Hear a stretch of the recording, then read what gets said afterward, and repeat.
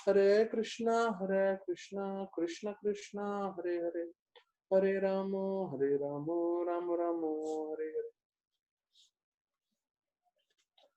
तो सभी भक्तों का स्वागत है आज के भागवत कथा में, और बहुत बहुत धन्यवाद देना चाहूंगा मैं सभी भक्तों का जिन्होंने अपना मूल्यवान समय निकाला है। तो थैंक यू वेरी मच। आप लोग सब जुड़ रहे हैं भागवत कथा में, तो बहुत उत्साह मिल रहा है, और आप लोगों के कारण मुझे भी उत्साह मिल रहा है रोज हरि कथा करने का। और जैसा कल हमने सुना पहले अध्याय में से कि कैसे जो हरि कथा सुनते हैं वो भाग्यशाली होते हैं भक्त। तो कौन भाग्यशाली है? प्रभुपाद लिखते हैं जिनको हरि कथा सुनने का अवसर मिलता है और जो सुनते हैं। और कौन दुर्भाग्यशाली है? जिनको जो हरि कथा की तरफ आकर्षित नहीं होते, जो हरि कथा नहीं सुनते हैं। तो प्रभुपाद ने देखिए बहुत स्पष्ट कर दिया सिर्फ एक ही लाइन में कि who is fortunate and who is not fortunate. Fortunate वो है जो भागवतम सुनता है, और अनफॉर्चुनेट कौन है, दुर्भाग्यशाली व्यक्ति कौन है जो भागवतम नहीं सुनता। अभी हमें सोचना है कि जीवन भर हमें फॉर्चुनेट रहना है कि नहीं। अगर हम चाहते हैं कि हम भाग्यशाली बने रहें तो हमें रोज भागवतम सुनना चाहिए।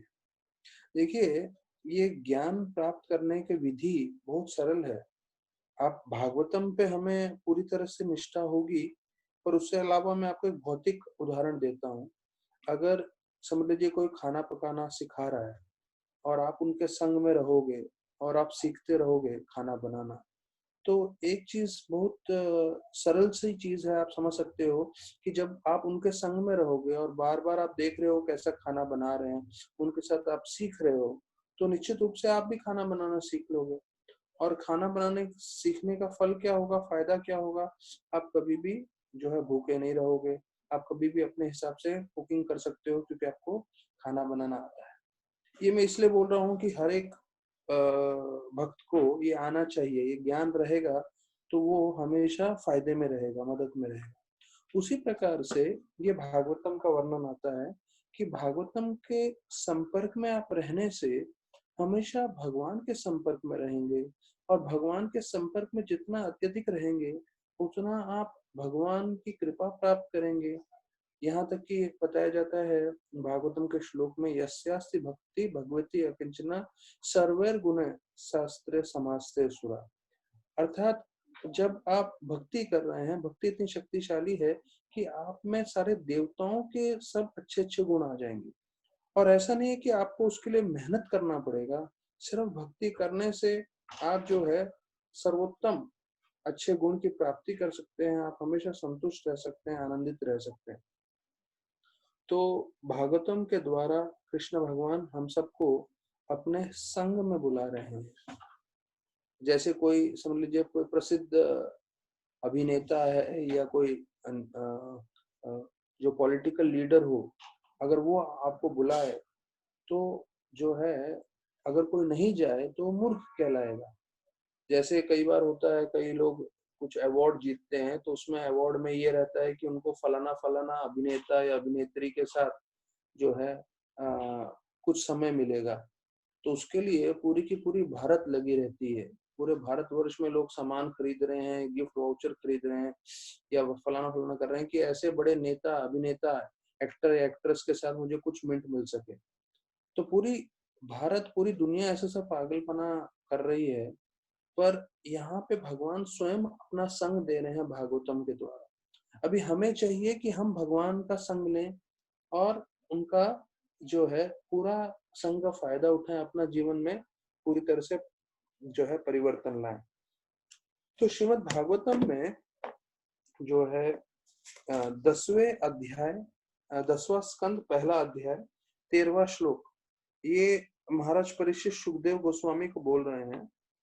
ये हमारे लिए थोड़ा इस वातावरण में ये श्लोक समझना बहुत जरूरी है। वो बोल रहे हैं, मैं श्लोक बताता हूँ उसके बाद उसका मीनिंग बताऊंगा। न ईशा अतिदुष्यसा कुसुमाम तक्तोदम पावते पिबत्तम त्वाम मुखम भोजम अच्युतम हरिकथामृतम। न ऐशा अति दुस्सह। मतलब वो बता रहे हैं महाराज परीक्षित कि मैंने जो है, ये 10वां स्कंद आ रहा है, अर्थात 5 दिन से उन्होंने खाया नहीं है, पिया नहीं है, सोया नहीं है, और वो सुखदेव गोस्वामी के संग में भागवतम सुन रहे हैं। तो सुखदेव गोस्वामी के मन में ये प्रश्न आ रहा होगा कि भाई अभी 10वें स्कंद पे पहुंच गए हैं, 5वां छठा दिन हो रहा है, अभी 1 दिन 1.5 दिन के बाद जो है तक्षक आने वाले हैं और इन्होंने खाया पिया भी नहीं है, तो ये हरिकथा सुनने के स्तर में है कि नहीं। तो क्या बोल रहे हैं कि मैंने कुछ खाया नहीं है, कुछ पिया नहीं है, और ये जो चीजें हैं वो बाधा करती हैं हमारे जीवन में। जैसे हम खाते पीते नहीं है तो हमें मालूम है हम कितने कमजोर हो जाते हैं, और कैसे ये बाधा रूपी हमारे जीवन में आती है। लेकिन बोल रहे हैं परीक्षित महाराज कि ये मेरे लिए बाधा नहीं कर रही है, जो मैं खा नहीं रहा हूँ, पी नहीं रहा हूँ। क्यों? क्योंकि मैं आपकी हरि कथा सुन रहा हूँ। पिबत्तम त्वाम मुखम भोजम, आपके मुखारविंद से मैं जो है अच्युतम हरि कथामृतम, भगवान अच्युत की हरि कथा सुन रहा हूँ। तो उस हरि कथा के श्रवण मात्र से जो मैंने खाया नहीं है, पिया नहीं है, सोया नहीं हूं मैं, तो उससे मैं विचलित नहीं हो रहा हूँ, मेरे को ये बाधा नहीं कर रही है।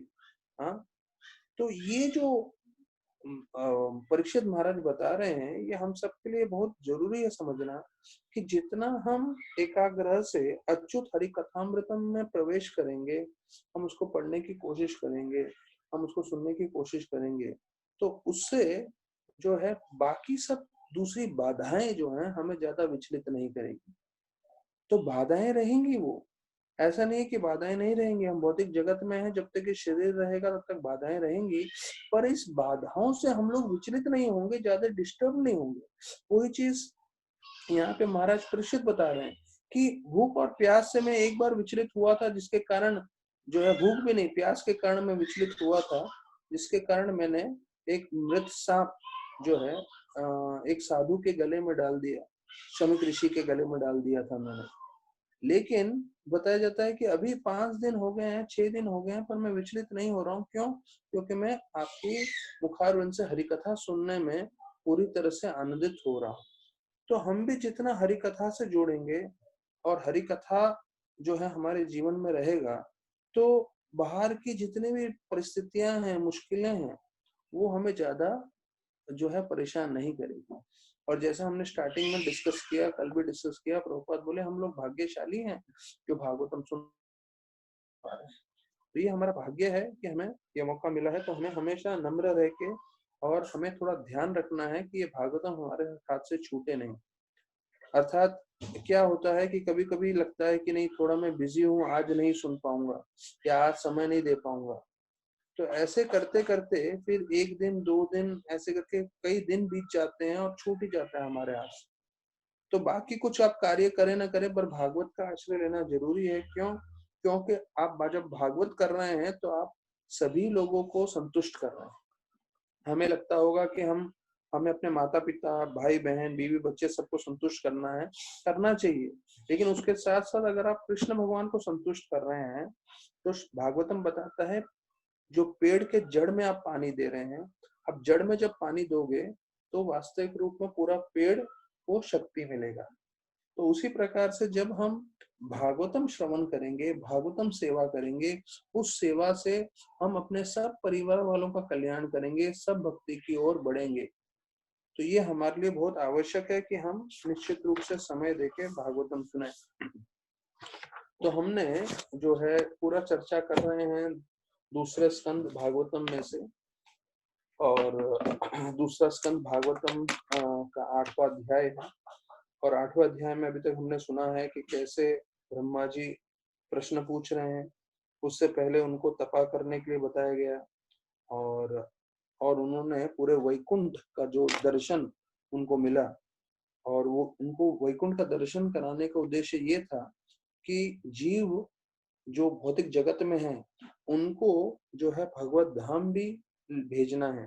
तो इसके लिए ब्रह्मा जी स्वयं अपना जो है उन्होंने अपना संप्रदाय प्रारंभ किया है।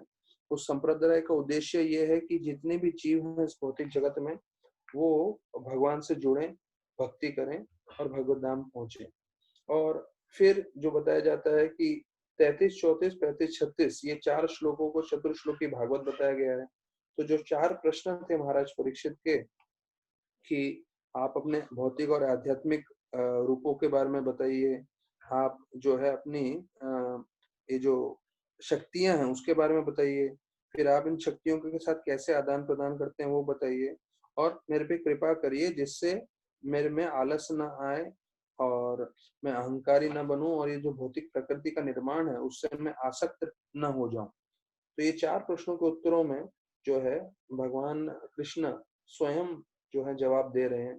तो पहले श्लोक में उन्होंने जवाब दिया कि कैसे मैं इस सृष्टि के निर्माण से पहले था, सृष्टि का निर्माण हो रहा तब भी हूँ, और सृष्टि का जब संहार हो जाएगा उसके बाद भी मैं रहूंगा।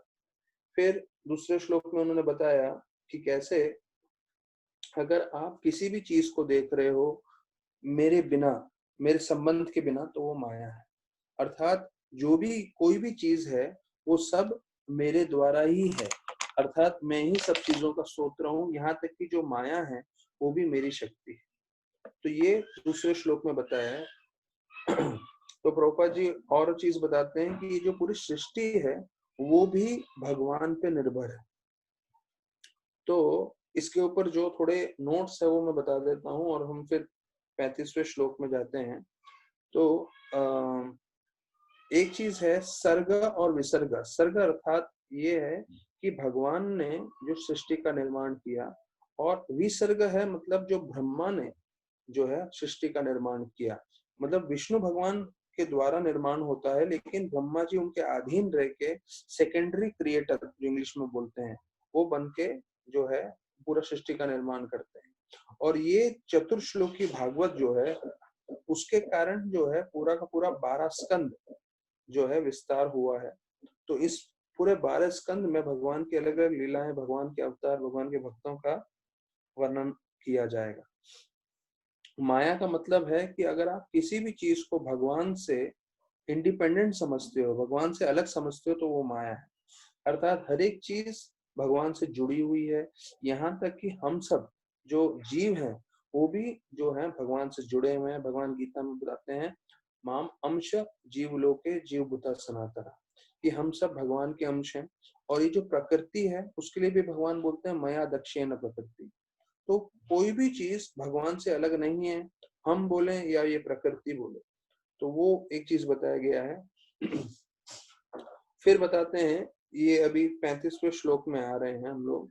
तो विष्णु भगवान जो हैं वो बता रहे हैं कि कैसे, ये तीसरा है कि वो कैसे इस प्रकृति से आदान प्रदान कैसे करते हैं। तो ये हम श्लोक साथ में चर्चा कर सकते हैं। यथा महांति 35 नंबर श्लोक है। यथा महांति भूतानि भूतेष्व चावशेषु अनु परिवश प्रविष्टन्ति अप्रविष्टानि तथा तेषु न तेष्व अहम। अब इसमें ये दो शब्द जो है बहुत जरूरी है, प्रविष्टानि अप्रविष्टानि, कि मैं प्रवेश करता भी हूँ और मैं प्रवेश नहीं भी करता हूँ। तो ब्रह्मा जी का प्रश्न था आप अपनी शक्तियों का कैसे आदान प्रदान करते हैं, कैसे आप उनके साथ लीला करते हैं। तो बोलते हैं कि मैं पूरी प्रकृति बनाता हूँ और प्रकृति बना के मैं प्रवेश भी करता हूँ और उसमें प्रवेश करते हुए मैं प्रवेश नहीं भी करता हूँ। तो ये कैसे होता है, तो उसका वर्णन आता है कि कैसे भगवान जो है अपने 3 विष्णु रूप में, महाविष्णु, गर्भदक्षाय विष्णु और शिरोदक्षाय विष्णु, इन 3 रूपों से पूरा सृष्टि का निर्माण करते हैं। यहाँ तक कि एक एक कण में, एक एक एटम में प्रवेश करते हैं और पूरा सृष्टि को संभालते हैं।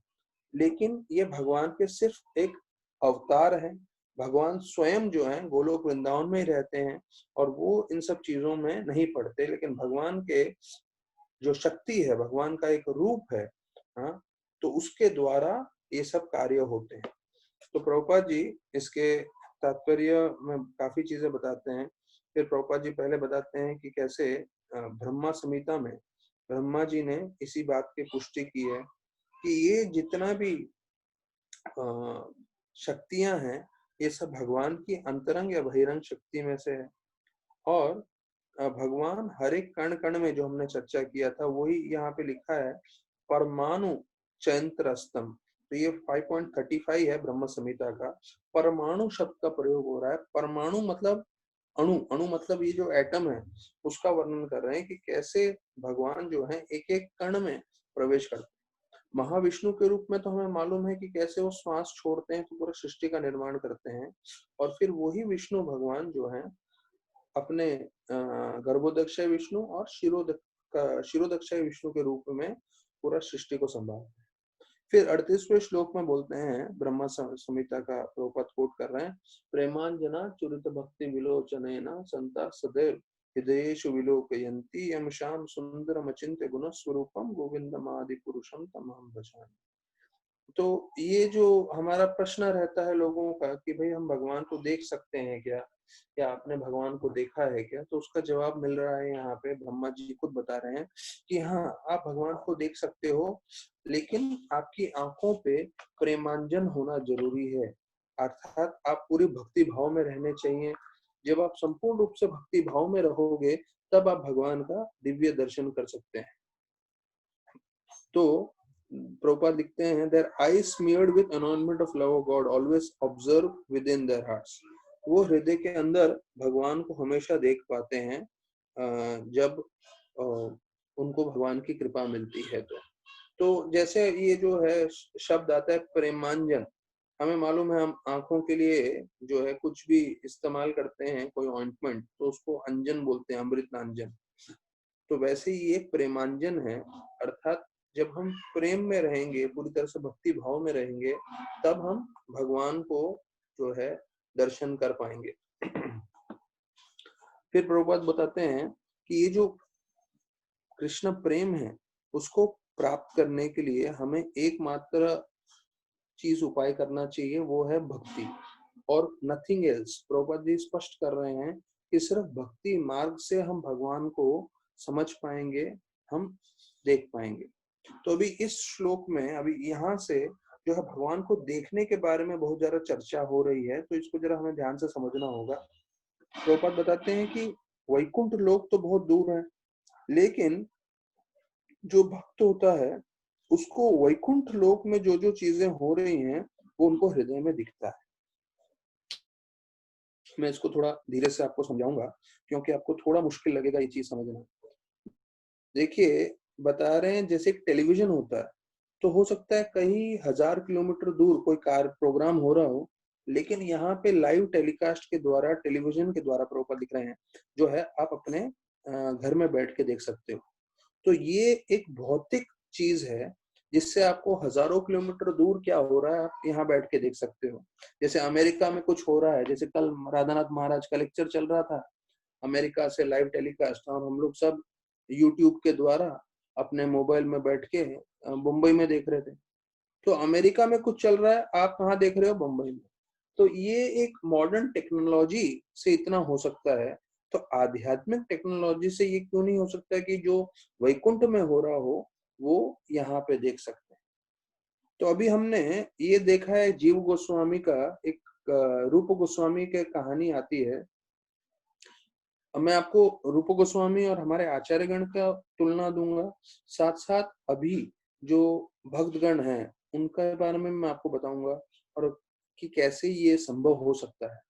तो प्रेमांजना चुरित भक्ति विलोचनेन का मतलब ये था कि हमारे आंखों में जब प्रेम की भक्ति आएगी तब हम भगवान के दर्शन कर सकते हैं। और प्रभुपाद जी बता रहे हैं जैसे आप मोबाइल पे कुछ देख सकते हो, वैसे ही आप अपने हृदय में भी भगवान को देख पाओगे अगर आपकी योग्यता होगी तो जीव रूप गोस्वामी अपने हृदय में वैकुंठ में कृष्ण लीला में, गोलोक वृंदावन में जो लीला चल रहा था वो देख रहे थे। और क्या लीला देख रहे थे कि राधा रानी एक फूल तोड़ने की कोशिश कर रही है पर उनका हाथ नहीं पहुंच रहा। तो कृष्ण भगवान क्या करते हैं, उनका कद राधा रानी से थोड़ा बड़ा है, तो कूद के जो है टहनी पकड़ के खींच लेते हैं। और जब टहनी पकड़ के खींचते हैं तो राधा रानी बहुत प्रसन्न हो जाती है, वो अपने एक हाथ से टहनी पकड़ लेती है और दूसरे हाथ से जब तक वो फूल तोड़े तब तक कृष्ण भगवान क्या करते हैं, टहनी छोड़ देते हैं। जैसे ही टहनी छोड़ देते हैं तो राधा रानी इतनी हल्की है, जैसे टहनी ऊपर जाता है साथ में राधा रानी भी ऊपर चली जाती है। तो ये जो देख के कृष्ण भगवान जोर से हंसते हैं और वही चीज देख के जो है रूप गोस्वामी जोर से हंसने लगते हैं।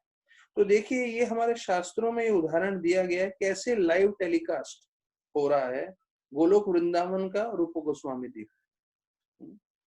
और हमने कुछ दिन पहले देखा कि कैसे, अभी ये तो आप बोलेंगे अरे भाई गोस्वामियों के साथ हुआ था, अभी हम लोग जो हैं कोई इसको देख पाएगा, दर्शन कर पाएगा? तो हाँ, अभी भी जो है कितने सारे भक्त हैं जिनका अंतिम समय आता है, तो वो अंतिम समय में भगवान की कृपा के द्वारा वो आध्यात्मिक जगत का सब लीलाएं देखने लगते हैं, यहाँ तक कि ये समझने लगते हैं कि मेरा क्या स्वरूप है वहां पे, और उस स्वरूप में हमें क्या कार्य करना है। तो हमने ऐसा सुना कुछ दिन पहले एक भक्त के मदर के लिए, जो निगड़ी में रहते थे, निगड़ी साइड में कि कैसे उनको पूरा आध्यात्मिक जगत दिख रहा था, और कौन से वो रूप में है, वो मंजरी थी, वो उनको आध्यात्मिक जगत के बारे में पूरा वर्णन उनको था, और वो सब चीजें बता भी रही थी, कथा बता रही थी वहां पे जो देख रही हैं। और शुद्ध भक्त जो होते हैं वो ये चीज देखते भी हैं, पर नम्रता के द्वारा कारण वो जो है ये सब चीज बोलते नहीं है। कितनी बार हुआ है प्रभुपाद जो है आंख बंद करके एक्सटेसी में थे, और भक्तों को समझ में नहीं आ रहा था क्या करना चाहिए। तो जय राधा माधव जो उन्होंने गाना पहली बार भजन गाया गोरखपुर में, तो गाने के बाद वो एक ऐसी अवस्था में चले गए जो आप शब्दों से उसका व्याख्यान नहीं कर सकते, उसको बतला नहीं सकते क्या हुआ था। उन आंख बंद थे वो, और वो दूसरी दुनिया में प्रवेश कर गए थे प्रभुपाद जय राधा माधव भजन गा। तो भक्तों को समझ नहीं आता, फिर भक्तों ने कीर्तन चालू किया, और कुछ मिनटों के बाद प्रभुपाद जी जो है बाहर एक्सटर्नल कॉन्शियसनेस में आ गए, अर्थात आंख बंद करके ऐसा व्यतीत हो रहा था वो कुछ और देखे। ऐसा हमारे साथ भी अनुभव हुआ है, हमने भी जो है कई बार देखा है दूसरे जो ऊंचे स्तर के राधानाथ महाराज हैं उनके साथ आदान प्रदान में। जैसे एक बार हम उनके साथ कार्यक्रम में थे महाराज के साथ, और ये पिरामल्स के घर में था, उनकी माता का जो है अंतिम समय आने वाला था। तो गौरवाणी प्रभु कीर्तन के लिए उस समय यहाँ पे कीर्तन फेस्टिवल था मंदिर में, तो यहाँ पे कीर्तन किए वो 9-10 बजे तक मंदिर में, और उसके बाद 11 बजे वहां पर आ गए वो माता जी के पास, अजय पिरामल के मदर, क्योंकि उनको लग रहा था शरीर छोड़ने वाले हैं। तो मैंने महाराज को वहां से मैसेज कर दिया, तो महाराज भी जीवी से निकल कर आए। तकरीबन 11:30 बजे तक जो है सब लोग पहुंच गए थे वहां पे, और गौरवाणी प्रभु कीर्तन कर रहे थे, और हम लोग सब बैठे थे, कुछ ब्रह्मचारी भी थे। अभी सोचिए वो जो कीर्तन चल रहा था 11:30 बजे से तकरीबन तकरीबन 3-3:30 बजे तक चला।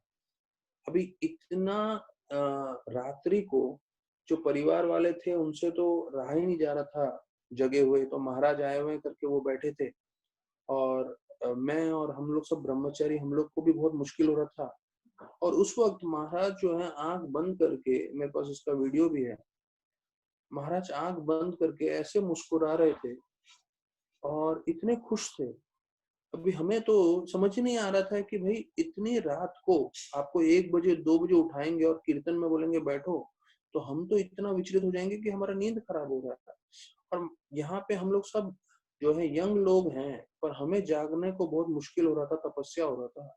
और वहां पे राधानाथ महाराज आंख बंद करके एक अलग ही चेहरे पे मुस्कान था, और एक अलग ही आनंद जो है वो आनंद में थे। तो ये सब चीजें हम समझ नहीं सकते क्या है, पर यहाँ पे ऐसा वर्णन किया है तो उसके हिसाब से समझ सकते हैं कि कैसे जो भक्त होते हैं, शुद्ध भक्त, उनको हृदय में भगवान कई चीजें प्रकट करते हैं।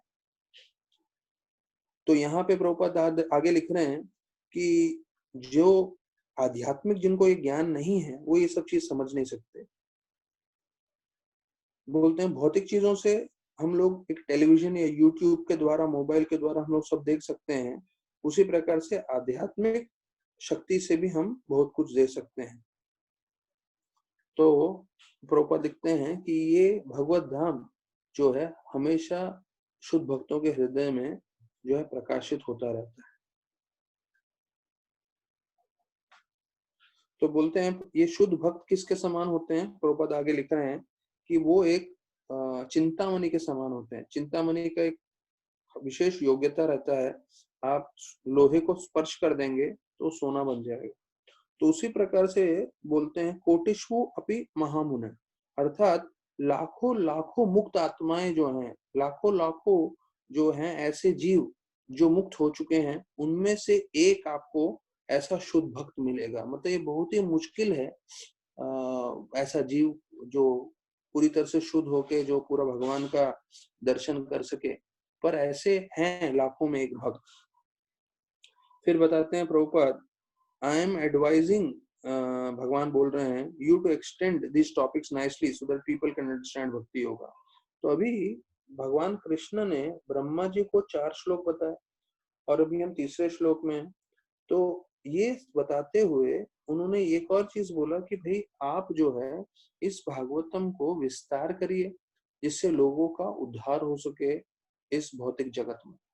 तो ये जो भागवतम है, ब्रह्मा जी भी श्रवण कर रहे हैं, शिव जी भी श्रवण कर रहे हैं, और सबका श्रवण करने का उद्देश्य क्या है कि वो जो है भगवान के संपर्क में रह सके और अपना जीवन सार्थक करके भगवत धाम जा सके। तो ये 35वां श्लोक यहाँ पे समाप्त होता है।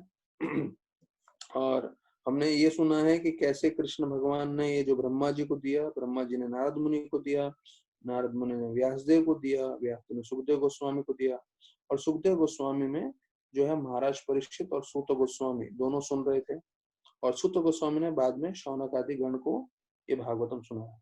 तो जो उनको सेवा दिया गया था कि आप विस्तार करिए, वही चीज उन्होंने नारद मुनि को बताया, और नारद मुनि के द्वारा व्यासदेव जी ने जो है ये पूरा भागवतम विस्तार किया है। तो हम लोग 18,000 श्लोकों में पूरा श्रवण कर रहे हैं। अब ये 36वां श्लोक है, उसके ऊपर चर्चा करते हैं। एतावत् एव जिज्ञास्यम् तत्व जिज्ञासुनात्मना अन्वय व्यतिक्रये अभ्यम यस्यात् सर्वतः सर्वत्र। तो इस श्लोक में बताया है कि चौथा प्रश्न था ब्रह्मा जी का कि कैसे मैं अहंकार से, कैसे मैं आलस से बच सकूं, और कैसे मैं अपना पूरा जीवन जो है आपकी भक्ति कर सकूं। तो ये उनका प्रश्न था कि मैं सृष्टि के निर्माण से आकर्षित न रहूं। तो उसका जो है जवाब में बता रहे हैं कि सिर्फ आप भगवान की भक्ति करोगे तो आप इन सब चीजों से बच सकते हो। आप इस भौतिक जगत की आसक्ति से बच सकते हो, आप आलस से बच सकते हो, आप अहंकार से बच सकते हो। तो यहाँ पे बताया गया है एतावत् एव जिज्ञासम। जिज्ञासम मतलब जो जिज्ञासु होता है, जो इंक्विजिटिव होता है, हाँ, तो उनको ये चीज बताया गया है कि आपको क्या करना है, सर्वत्र सर्वदा। सर्वत्र और सर्वदा ये 2 शब्द हैं। तो सर्वदा मतलब हमेशा, और सर्वत्र मतलब हर जगह पे, in all place and all space and time, मतलब किसी भी समय किसी भी जगह पे। और सर्वदा मतलब हमेशा आप क्या करना चाहिए, हमें भक्ति करनी चाहिए। तो कृष्ण भगवान बहुत स्पष्ट बता रहे हैं कि अगर आप भक्ति करेंगे हमेशा हर परिस्थिति में, तो उसका आपका संपूर्ण रूप से कल्याण होगा। तो प्रभुपाद जी इसके तात्पर्य में बता रहे हैं कि स्पिरिचुअल मास्टर जो गुरु होते हैं वो कृष्ण भगवान से भी बढ़कर है। अब देखिए, अभी तक तो हमने ये सुना है कि जो भगवान की कृपा है वो हमें गुरु द्वारा मिलती है, इसलिए किसी के जीवन में गुरु आ जाए तो समझ जाना चाहिए कि उन्हें भगवान की कृपा प्राप्त हुई है। यहाँ पे दूसरा चीज क्या बोल रहे हैं कि जो गुरु हैं भगवान से भी बढ़कर हैं। क्यों? क्योंकि भगवान उनको इतनी शक्ति देते हैं जिससे गुरु जो है एक बद्ध जीव को भगवान अर्पण कर सकते हैं, भगवान दे सकते हैं। अर्थात भगवान पूर्ण पुरुषोत्तम में सबसे शक्तिशाली हैं। हमने पहले श्लोकों में देखा है वो कभी किसी के द्वारा जो है वश में नहीं आते, अजीत हैं।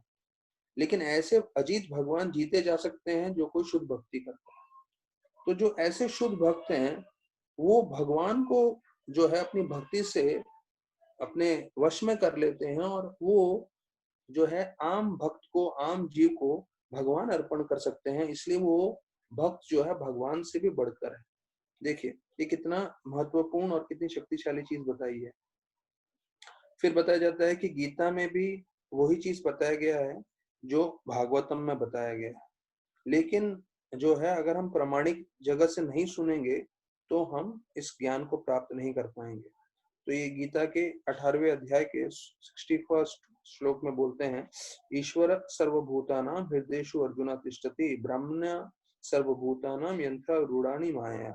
तो इसमें 3 चीज का स्पष्टीकरण किया है कि पहला, भगवान पूर्ण पुरुषोत्तम कृष्ण है, ईश्वर सर्वभूतानाम, और वो सबके हृदय में निवास करते हैं, और यंत्र रूढ़ानी माया, अपनी माया शक्ति से उन्होंने पूरा प्रकृति को चला रहे हैं।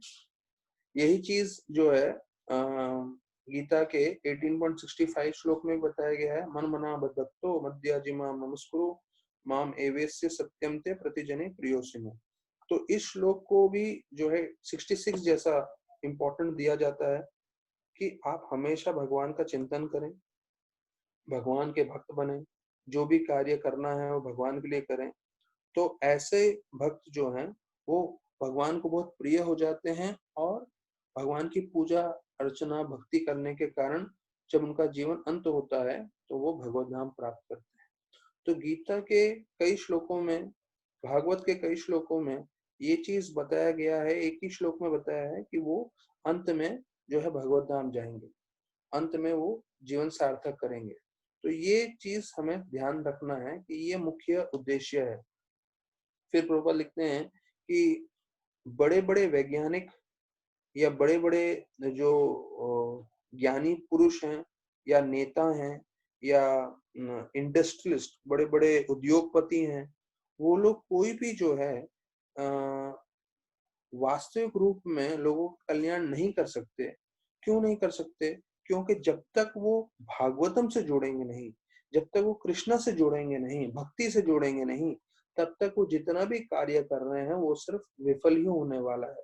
भौतिक रूप से कुछ कार्य उनका सफल हो सकता है, लेकिन आध्यात्मिक रूप से जो है उनका कोई कार्य सफल नहीं होगा, क्योंकि वो जन्म मृत्यु के चक्कर से ही बाहर नहीं निकाल रहे हैं किसी भी जीव को।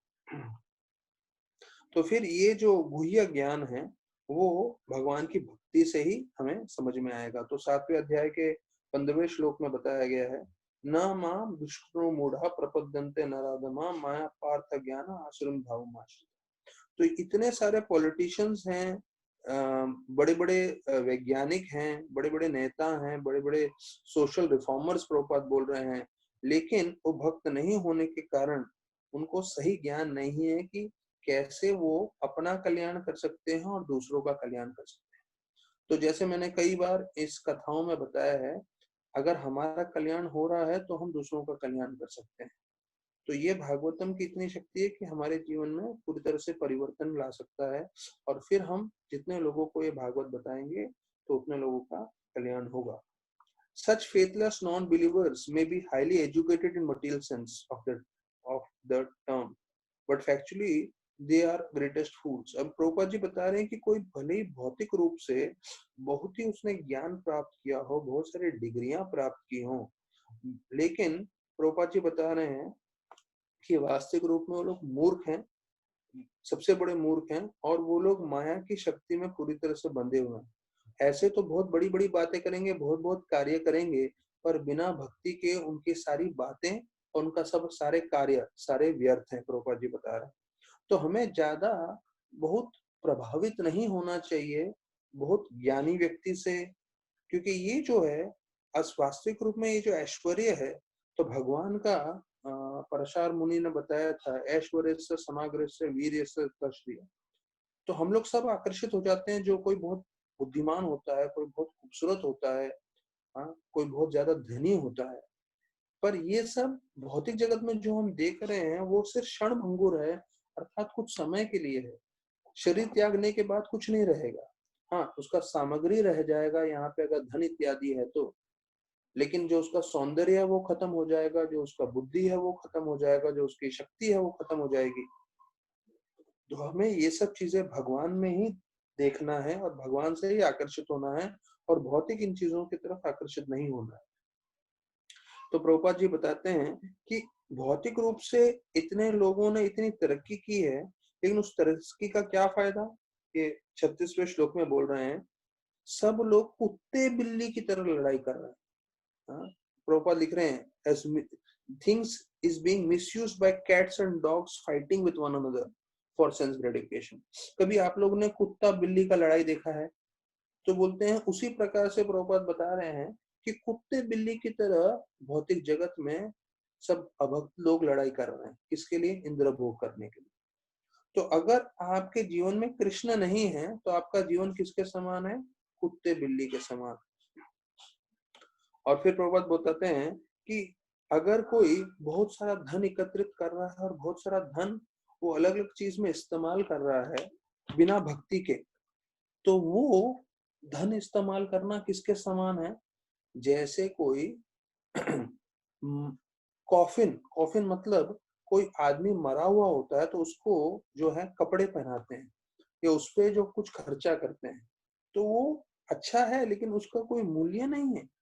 मतलब कोई ज्यादा उसको कोई मूर्ख व्यक्ति, प्रभुपाद लिखते हैं एक मूर्ख व्यक्ति ही उसकी ज्यादा प्रशंसा करेगा।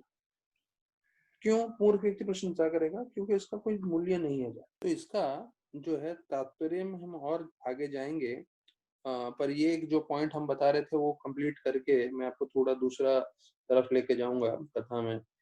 तो बता रहे हैं कि अगर कोई मृत व्यक्ति है तो मृत व्यक्ति के लिए आप बहुत सारे कपड़े खरीदें, और जैसे क्रिश्चियन लोग में करते हैं, और क्रिश्चियन लोग में जब उनको दफनाने वाले होते हैं तो व्यक्ति को एकदम बढ़िया सूट वूट पहनाते हैं, तो उसका कोई मूल्य नहीं है, वो व्यर्थ है। तो उसी प्रकार से बिना भक्ति के, बिना भगवान से जुड़े आप इस जीवन में जो कुछ भी कर रहे हो वो एक मरे हुए व्यक्ति पे जो है अच्छे से अच्छे कपड़ा पहनाने के बराबर है। तो मूर्ख लोग इसकी प्रशंसा करेंगे पर वास्तविक रूप में इसका कोई मूल्यांकन नहीं है। तो प्रभुपाद जी वही बता रहे हैं कि बिना भक्ति योगा के ये सब जो है व्यर्थ ही है। और अलग अलग चीजों का कोड जो है भागवतम के अलग अलग श्लोकों से यही चीज बता रहे हैं। तो जीव गोस्वामी ये सर्वत्र और सर्वदा जो दोनों शब्द आए हैं इस श्लोक में अंत में, वो बता रहे हैं कि हर परिस्थिति में हमें भक्ति करना चाहिए, और भक्ति कैसे करना है वो भी बताएंगे।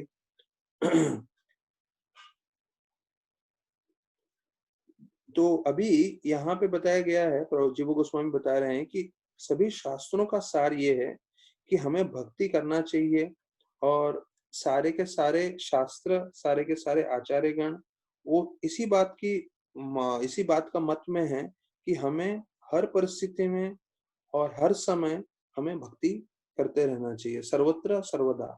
तो जब हम हमेशा भक्ति करते रहेंगे तो उसका फल ये रहेगा, हम हमेशा भगवान से जुड़े रहेंगे, और भगवान से जुड़े रहने का मतलब ये रहेगा कि हम हमेशा भगवान की छत्र छाया में रहेंगे।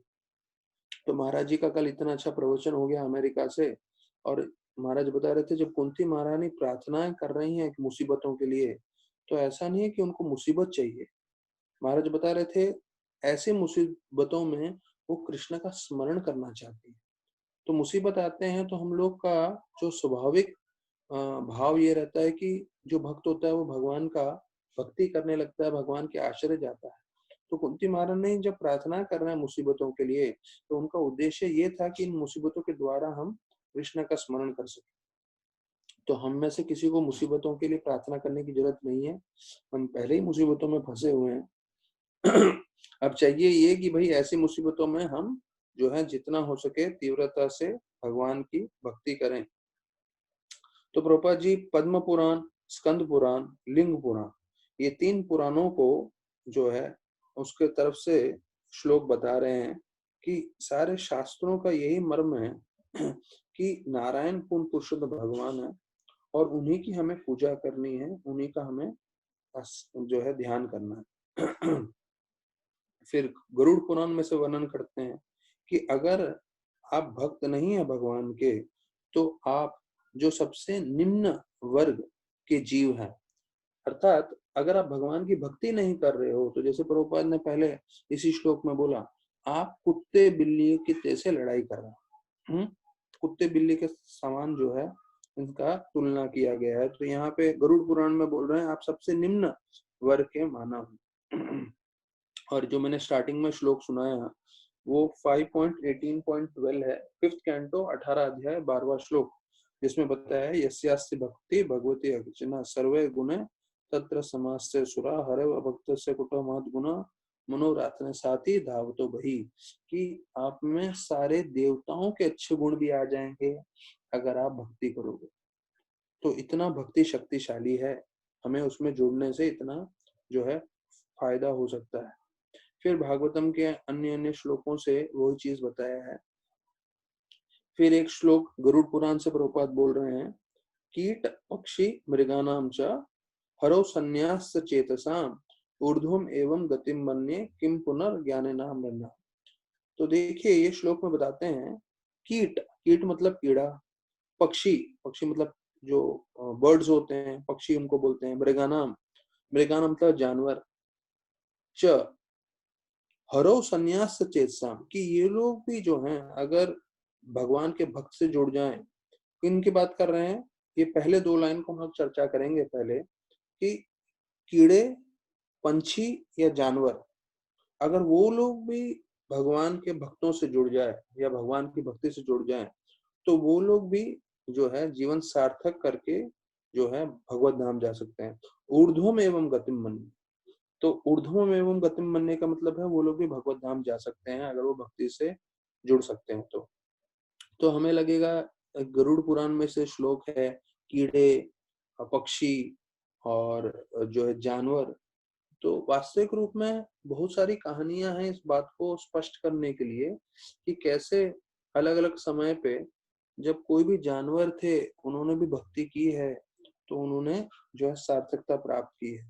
अगर आप गुरुवायूर मंदिर में जाएंगे जो साउथ इंडिया में है, वहां पे एक हाथी का तस्वीर है और उनके जो दांत हैं, टस्क, तो वो भी आज जो है उनके द्वार पे रखे गए हैं। तो ये हाथी जो है इनका नाम है आदि केशव हाथी।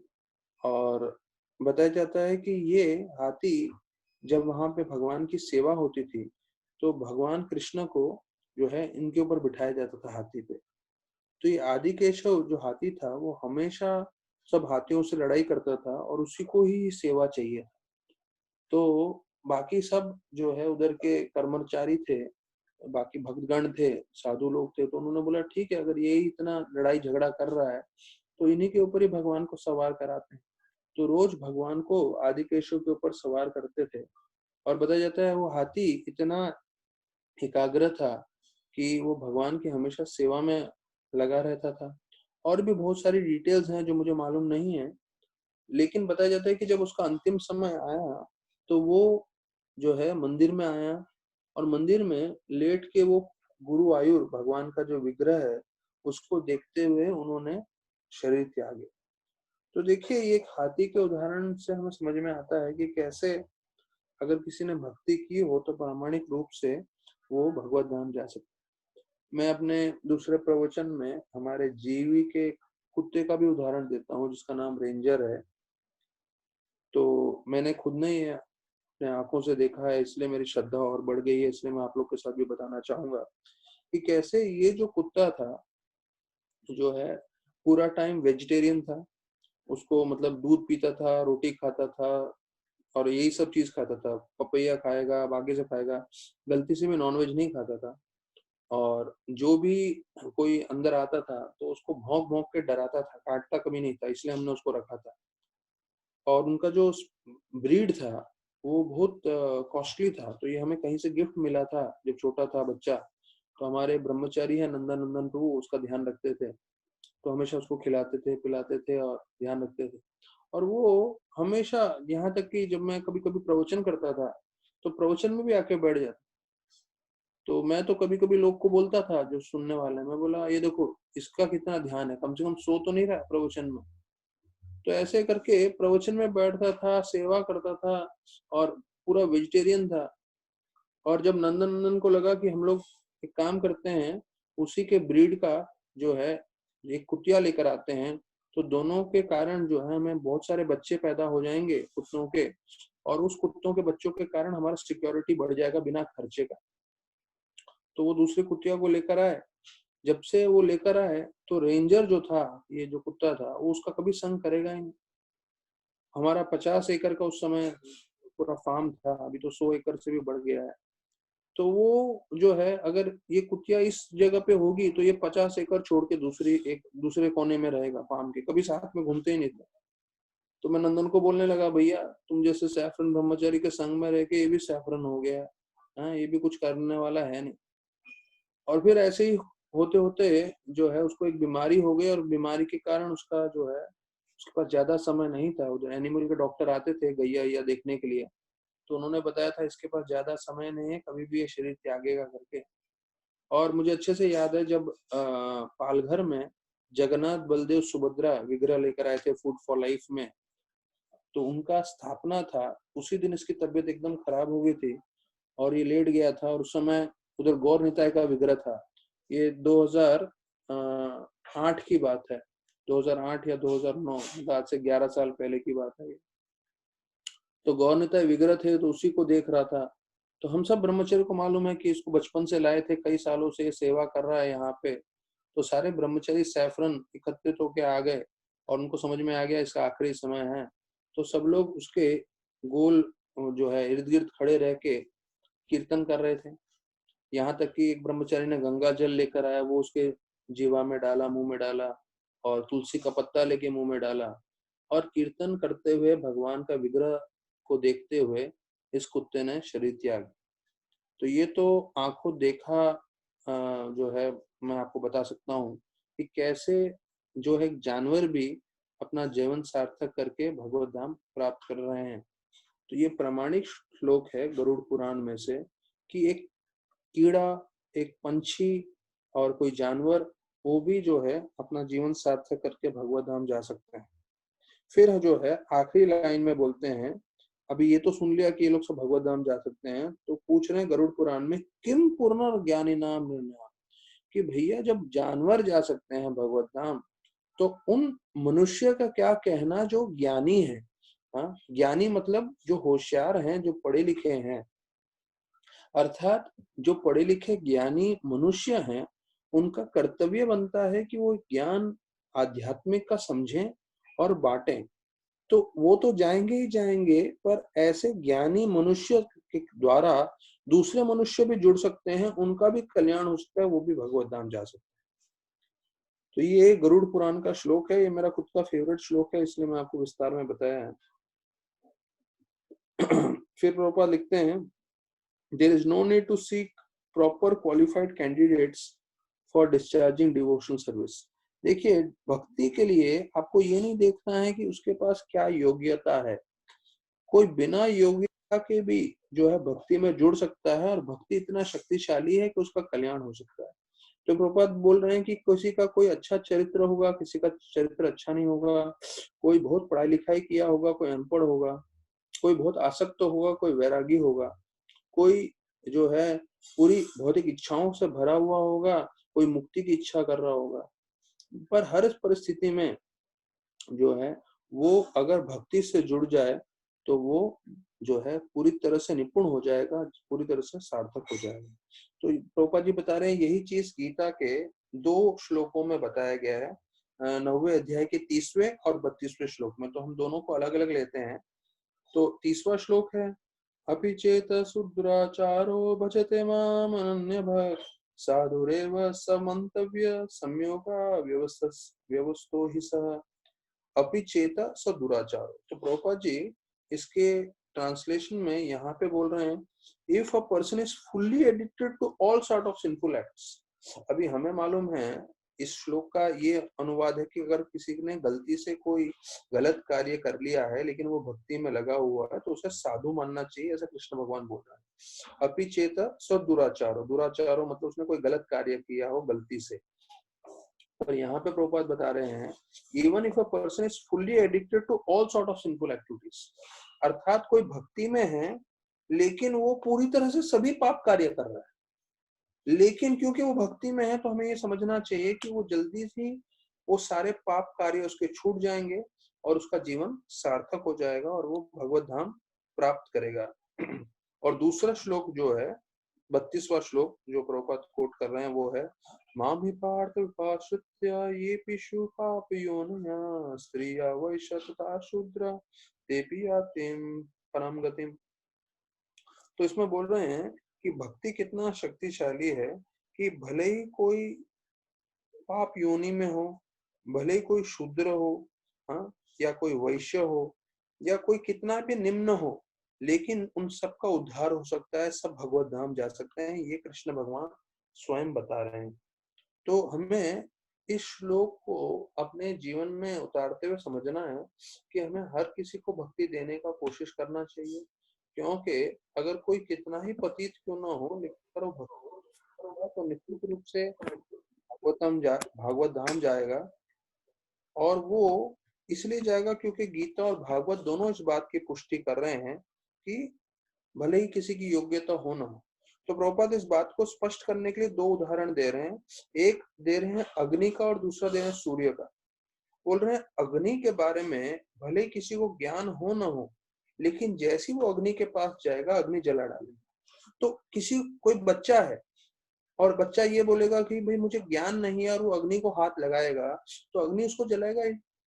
तो ज्ञान हो ना हो, अग्नि अपना कार्य करेगा।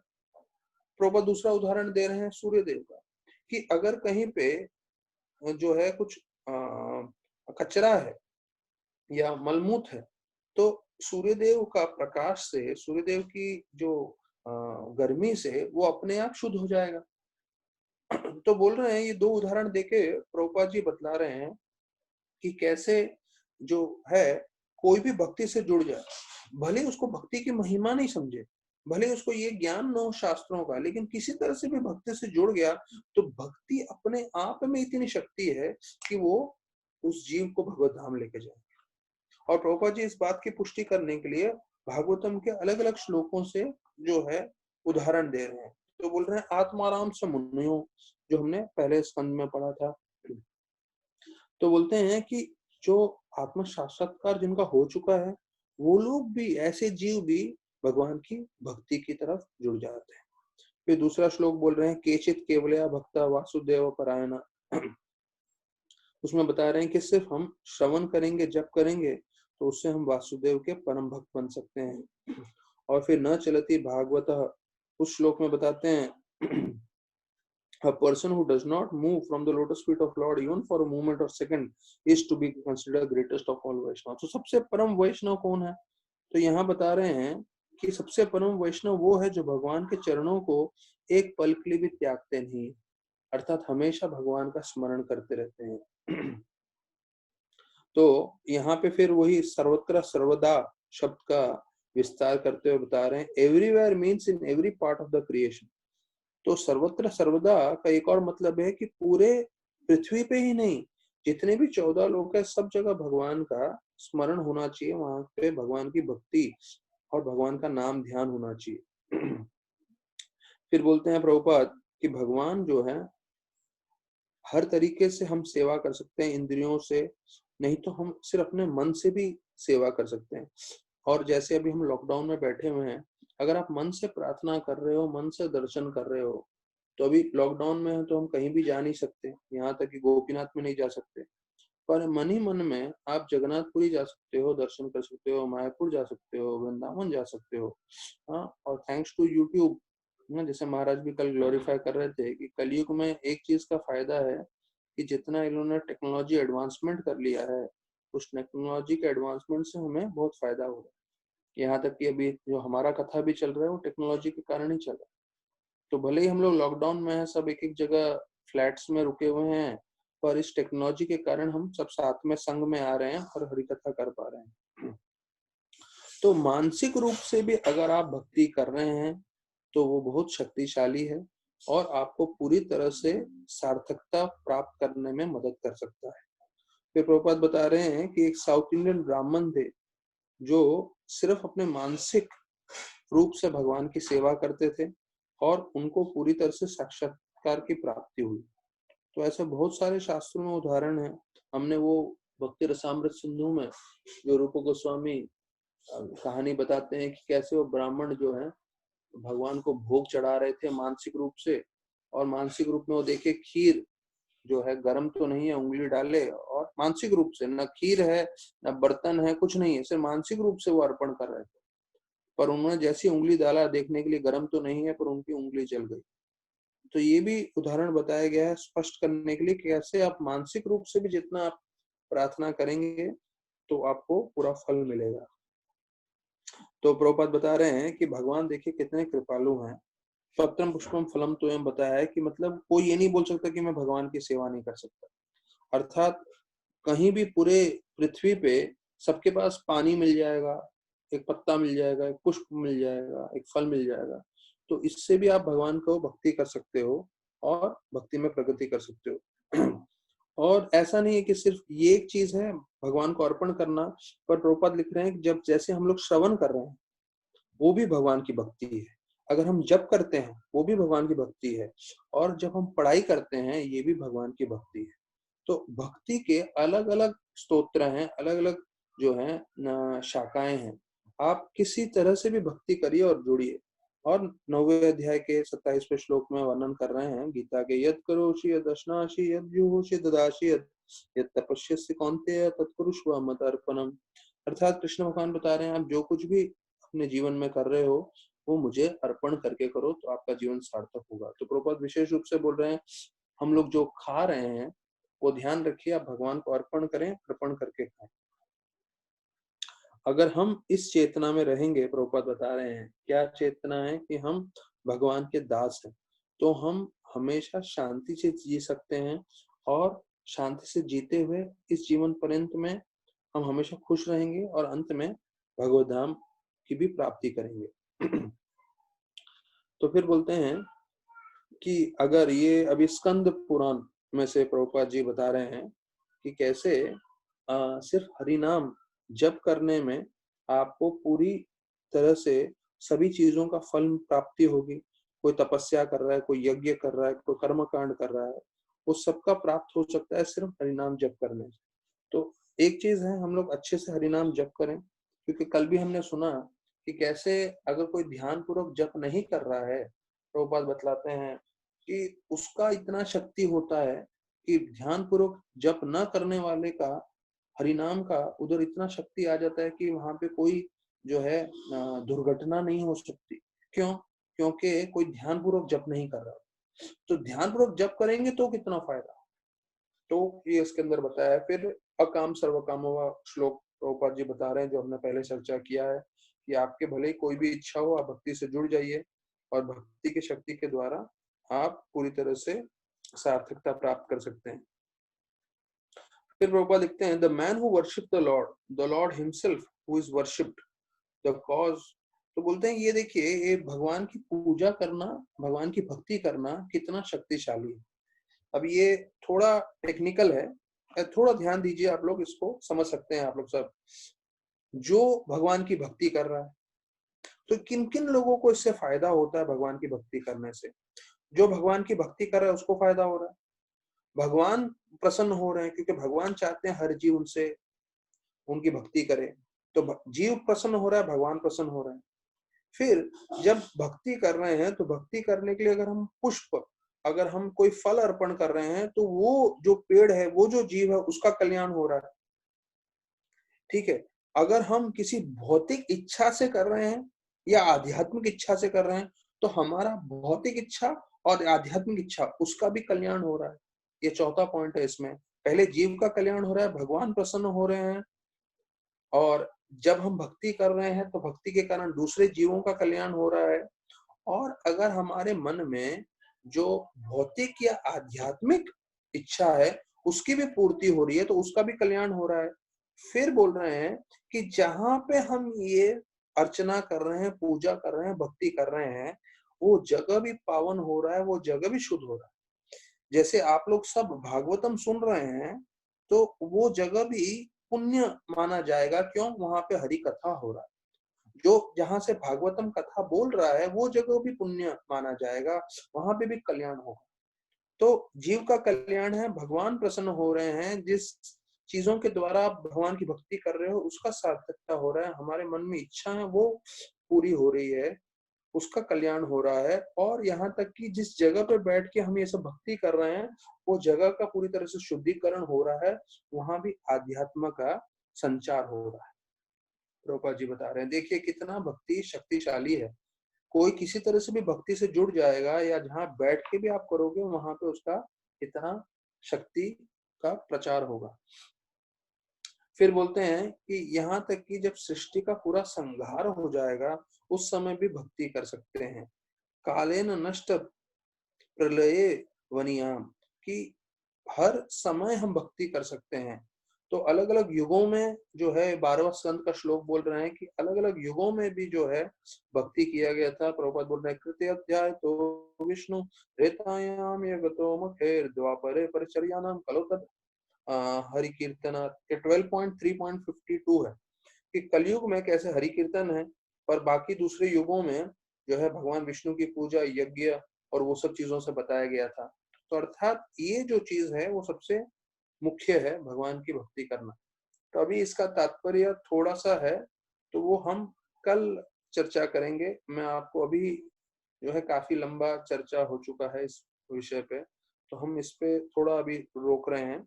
अभी मैं आपको कृष्णा बुक पे लेके जा रहा हूँ और वहां से जो आखिरी का कुछ समय है उसमें हम आपको थोड़ा दूसरे शिक्षण दे देते हैं। तो कल हम इसी पे ही चर्चा करके आगे लेके जाएंगे। क्या है, ज्यादा फिलोसफी भी बताएंगे तो ऐसा नहीं होना चाहिए कि पूरा बाउंसर चला जाए, मतलब समझ में आना चाहिए। कई बार होता है कि जब ज्यादा पढ़ते हैं, ज्यादा सुनते हैं, तो क्या सुना भूल जाते हैं। तो एक चीज आप समझ लीजिए, इस श्लोक का मर्म ये है जो हमने आज का श्लोक सुना, कि हमें सर्वत्र सर्वदा हमेशा हमें भगवान की भक्ति करनी है। तो किसी ना किसी तरीके से भी ये ना के ना प्रकार है ना हुक और बैकुक जो है भगवान का स्मरण करें, भगवान का कीर्तन करें। तो एक भक्त है जो रात को सोते समय जो है प्रभुपाद का कीर्तन लगा देते हैं। आपको मालूम है ना, वो बैटरी ऑपरेटेड भी है और इलेक्ट्रॉनिक भी है, इलेक्ट्रिकल पे भी चलने वाला। तो वो रात को सोते समय जो है एकदम धीमी आवाज में रखते हैं, जिससे रात भर उनको लगता है कि मैं जब सो रहा हूँ तब भी मेरा भक्ति में प्रगति हो और मैं हरि कीर्तन सुनता रहूं। तो लोग अलग अलग तरीके से अब भगवान का ज्यादा से ज्यादा स्मरण करने की कोशिश कर रहे हैं, ये कर रहे हैं। तो जस्ट मैं आपको उदाहरण के रूप में बता रहा हूँ। तो हमें समझना चाहिए, जो हमने पहले एक बार चर्चा किया था, ये अभी कृष्ण लीला में से मैं आपको थोड़ा 5 मिनट और इस सब चीजों के बारे में बताऊंगा, कृष्ण के शिक्षण का, जो प्रभुपाद कृष्ण बुक में बताते हैं। प्रभुपाद लिखते हैं कि जब आप कृष्ण से आदान प्रदान करते हो, तो विस्तार पूर्वक हमने चर्चा किया हुआ है, फिर से रिवाइज करा रहा हूं मैं, जिससे आपके माइंड में ये फ्रेश रहे। जैसे प्रभुपाद ने आज हमने परपट में पढ़ा कि जब आप जप कर रहे हो, जब आप श्रवण कर रहे हो, जब आप पढ़ रहे हो, ये सब भक्ति है। तो जब हम भक्ति कर रहे हैं तो हम जो है नुकसान में नहीं है। प्रभुपाद बताते हैं हमें लाखों गुना फायदा होने वाला है। तो जितने भी भक्तगण श्रवण कर रहे हैं, आप समझिए जो आप समय दे रहे हैं इसमें, तो ये आपको लाखों गुना फायदा कराएगा, आपको सीधा भगवत धाम लेके जाएगा, जहाँ पे जीवन अनित्य काल के लिए। तो यहाँ पे आप 20-30 साल भक्ति कर रहे हो, 20-30 साल में समझ लीजिए हम लोग 4-5 घंटे भी जो है रोज का भक्ति करें, तो 5 घंटे भी पकड़ के चले, 5-6 घंटे मतलब श्रवण कीर्तन कर रहे हैं और बाकी दिन भर सेवा में लगा रहे हैं। हाँ, तो जितना भी हम लोग कुछ घंटे घंटे दे रहे हैं, उसके बदले में भगवान हमको अनित्य काल के लिए भगवत धाम लेके जाएंगे। तो प्रभुपाद लिख रहे हैं कि जब भी आप कृष्ण भगवान से आदान प्रदान कर रहे हो, तो आप नुकसान में नहीं रहोगे, आपको लाखों गुना फायदा होने वाला है। फिर दूसरी जगह बताते हैं कि कैसे नंद महाराज भी जो हैं दूसरे सारे गोपाओं के साथ कृष्ण भगवान की चर्चा करते थे, कृष्ण बलराम की कथा करते थे, और उसके कारण जो है वो जो भौतिक जगत के जो आधिदैविक, आदि भौतिक, आध्यात्मिक क्लेश है, उससे परे रहते हैं। तो प्रभुपाद जी बोलते हैं कि जो नंद महाराज और उनके साथ के गोपाओं को जो मौका मिल रहा था हरि कथा करने का, जो कृष्ण बलराम के बारे में चर्चा कर रहे थे, वही कृष्ण बलराम का हम भी बैठ के चर्चा कर सकते हैं। और जैसे वो नंद महाराज और बाकी सब ब्रजवासी जो है अलग अलग क्लेशों से दूर थे, वो आज मुंबई में बैठ के हम क्लेशों से दूर हो सकते हैं अगर हम भगवान का हरि कथा का आश्रय लें। तो समझना चाहिए ये हरि कथा इतना शक्तिशाली है कि हरि कथा के बल पर भले ही बाहर बहुत सारे क्लेश हो रहे हो, बड़े सारी तकलीफें हो रही हो, पर हम उससे जो है ज्यादा विचलित नहीं होंगे। ये भक्ति की शक्ति है। तो प्रभुपाद बताते हैं कि एक भक्त का क्या मानसिक विचार होना चाहिए, क्योंकि वो हमेशा अपना शब्दों को, अपनी शक्तियों को भगवान के श्रवण में और कीर्तन में लगाए। तो हम सबके पास अलग अलग योग्यता है, हम लोग सब अलग अलग रूप से पढ़े लिखे हैं और सबकी जो है होशियार हैं, सब लोग बुद्धिमान हैं। तो जितनी भी हमारी बुद्धि है, हमें उसका जो है पूरी तरह से ऐसा प्रयोग करना चाहिए जिससे हम ज्यादा से ज्यादा श्रवण कर सकें, कीर्तन कर सकें। और प्रभुपाद बोल रहे हैं ये है कृष्ण भावनामृत। तो अगर किसी को समझना हो what is Krishna consciousness, Krishna भक्ति क्या है, ये इस्कॉन क्या है, तो इसका मतलब सरल भाषा में ये है कि अगर हम अपना पूरे शरीर से, पूरे मन से, पूरे शब्दों से जो है भगवान का श्रवण कीर्तन करें, भगवान का नाम लें, तो वो है कृष्ण भक्ति। तो ये प्रभुपाद कृष्ण कॉन्शियसनेस की परिभाषा बताया और बोलते हैं कि जो ध्यान पूर्वक जप करता है, तो ध्यान पूर्वक श्रवण करता है, वो कभी भी भक्ति करते हुए बोर नहीं होगा। तो कभी कभी हमारे मन में ये प्रश्न आ जाता है और हमको ऐसे लगने लगता है हम भक्ति में बोर हो रहे हैं। तो अगर आपके मन में कभी भी ये प्रश्न पहले आया था या अभी आ रहा है या भविष्य में आएगा, तो ये समझ लीजिएगा कि आप ध्यान पूर्वक नहीं कर रहे हो। आप ध्यान पूर्वक करोगे तो कभी आपके मन में ये चीज नहीं आएगा कि मैं बोर हो रहा हूं। क्यों? क्योंकि आप साक्षात कृष्ण भगवान के संग में हो। तो जब आप कृष्ण भगवान के संग में रहोगे तो सवाल ही नहीं होता इस बात का कि आप जो है बोर हो जाओगे या जो आप थक जाओगे या आप ऐसे हो जाओगे। नहीं, ये भगवान का सानिध्य है जो हमें उपलब्ध हुआ है हरि कथा के द्वारा। पर उस सानिध्य में प्रवेश करने के लिए आपको ध्यान देना पड़ेगा। प्रभुपाद लिख रहे हैं one has to be rapt in his hearing. Rapt मतलब ध्यान पूर्वक श्रवण करना पड़ेगा। जब आप ध्यान पूर्वक श्रवण करोगे तो बोर नहीं होगे। यहाँ तक कि ये जो कथा चल रहा है, जो हम लोग जूम के थ्रू कर रहे हैं, जितने भक्तगण ध्यान पूर्वक कथा को सुनेंगे वो कभी बोर नहीं होंगे। जो इस कथा को सुनते हुए थोड़ा ये काम कर रहे हैं, थोड़ा वो काम कर रहे हैं, थोड़ा सुन रहे हैं, थोड़ा नहीं सुन रहे हैं, अगर वो उनकी भावना रहेगी तो मैं आपको बताऊंगा तो हो सकता है उनको लगेगा नहीं ज्यादा मजा नहीं आ रहा है, बोरिंग है ये। भगवान की कथा कभी बोरिंग नहीं होती, वो हमारी मानसिक सोच है जो हमें लगता है बोरिंग है। तो वो बोरिंग क्यों होता है? क्योंकि जब हम ध्यान नहीं देते। कितनी बार हमारे साथ होता है ना, हम लोग किसी से बात कर रहे हैं, वो सामने वाले व्यक्ति मोबाइल में लगा रहता है, व्हाट्सएप चेक कर रहा होता है, व्हाट्सएप देख रहा होता है, तो हमको क्या लगता है छोड़ो, ये ध्यान तो दे नहीं रहा, हमारे साथ बात तो कर नहीं रहा है, मोबाइल पे लगा हुआ है, तो हम लोग बोलते हैं छोड़ दो, इससे बात नहीं करते। उसी प्रकार से भगवान, अब भगवान देखते हैं कि भाई ये ध्यान पूर्वक मेरी भक्ति नहीं कर रहा, ये ध्यान पूर्वक मेरा श्रवण नहीं कर रहा, तो भगवान अपना टेस्ट हटा देते हैं और टेस्ट हटाने के बाद हमको बोरिंग लगता है। पर वास्तविक रूप में बिल्कुल भी बोरिंग नहीं है। भगवान की हरि कथा जो है नव्य मानम है। नव्य मानम मतलब हमेशा नया है। और भगवान क्योंकि अनलिमिटेड है, उनकी कोई अंत नहीं है, उनकी कोई सीमा नहीं है, वैसी भगवान की हरि कथा की कोई सीमा नहीं है। वो हमेशा आपको नया नया रूप, नया नया लीला का जो है वर्णन दे सकते हैं। इसलिए भगवान की हरि कथा को नित्य नव नव्य मानम बताया गया है।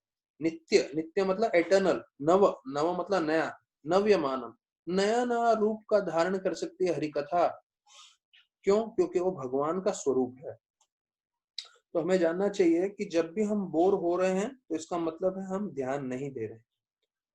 फिर बताया जाता है simply by being attached to hearing and chanting your glories one can attain highest perfection. देखिए बार बार प्रभुपाद जी ने बताया है कि हमें जीवन में संपूर्ण रूप से सार्थकता प्राप्त करनी है, भगवत धाम जाना है, उसके लिए क्या करना है? भक्तों के संग में रह के हमें हमेशा श्रवण कीर्तन करना है और भक्तों की सेवा करनी है नम्रता से।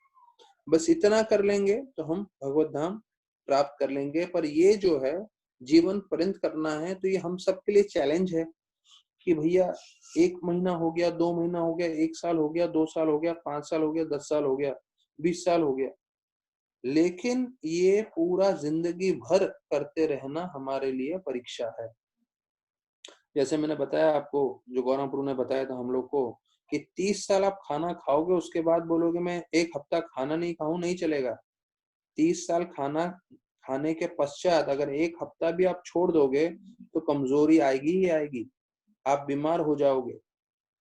उसी प्रकार से 30 साल भक्ति करने के बाद भी रोज प्रतिदिन भगवान का श्रवण कीर्तन करना ही है, 16 माला जप करना ही है, भक्तों का संग में रहना ही है, तब जाके हम भक्ति कर पाएंगे, वरना मुश्किल परिस्थिति आ सकती है सभी भक्तों के लिए।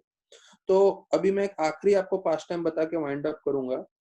भक्तिसार ठाकुर ने बताया था, वो कलकत्ता में थे, बोले बताओ कलकत्ता में कितने न्यूज़पेपर है। चलो उसी का उदाहरण लेते हैं, मैं आपको बॉम्बे में बताता हूँ। बॉम्बे में कितने न्यूज़पेपर है? तो रोज के कम से कम 10 न्यूज़पेपर मुंबई में भी निकलते हैं। भक्तिसार ठाकुर ने वो कलकत्ता के लिए बोला था। तो भक्तिसार ठाकुर बोले कि एक मुंबई या कलकत्ता शहर में 10 न्यूज़पेपर रोज के आ रहे हैं। और ये क्या है, एक छोटा सा एक शहर है भारतवर्ष में, और भारतवर्ष एक छोटा सा कंट्री है पूरे पृथ्वी पे, और पृथ्वी क्या है, 14 लोकों में से एक बोल सकते हैं एक प्लेनेट है, और एक ब्रह्मांड बोले तो क्या है, हजारों लाखों करोड़ों ब्रह्मांड में से एक ये ब्रह्मांड है, और ये सब कितना है, एक चौथाई। तो भक्तिनाथ ठाकुर बोले कि अगर एक चौथाई जो है इस जगत के एक अंश के शहर के लिए 10 अखबारें रोज निकल सकती हैं, तो 3/4 आध्यात्मिक जगत के लिए हम कितना वॉल्यूम दे सकते हैं, आप सोचिए। तो भक्तिनाथ ठाकुर बोले मैं रोज जो है 10 अखबार निकाल सकता हूँ आध्यात्मिक जगत के ज्ञान के बारे में, आध्यात्मिक जगत की लीलाओं के बारे में, आध्यात्मिक जगत के शास्त्रों के बारे में। वो अलग चीज है कि हम लोग को पास इतना जो है उत्साह नहीं है पढ़ने के लिए, इतना उत्साह नहीं है उसको रचना करने के लिए।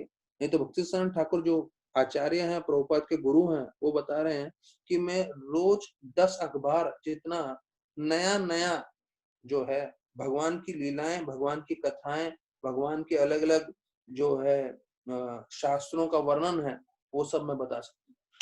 तो सोचिए, हमें लग रहा है गीता, भागवतम, चैतन्य चरितामृत ऐसा नहीं है, जो है ये समुद्र के जैसे हैं कथाएं और लीलाएं। अभी तो हमने षड गोस्वामी के संदर्भ वो सब स्पर्श किए भी नहीं है, पर बहुत सारे भक्तगण हैं जो संस्कृत से उसको अंग्रेजी में अनुवाद करने में लगे हुए हैं, और जैसे जैसे वो किताब आते रहेगा, भानु महाराज और उन्होंने काफी कार्य किया है ऐसा, तो वो हम धीरे धीरे सुनेंगे। तो कल हम लोग यही इस श्लोक से आगे बढ़ेंगे, और हो सकता है कल हम इस अध्याय को समाप्त करके हम 10वें अध्याय में भी प्रवेश करें। तो बहुत बहुत धन्यवाद सभी भक्तों का जिन्होंने वापस से जुड़े हैं। Thank you very much. कल 4 बजे मुलाकात होगी। हरे कृष्णा।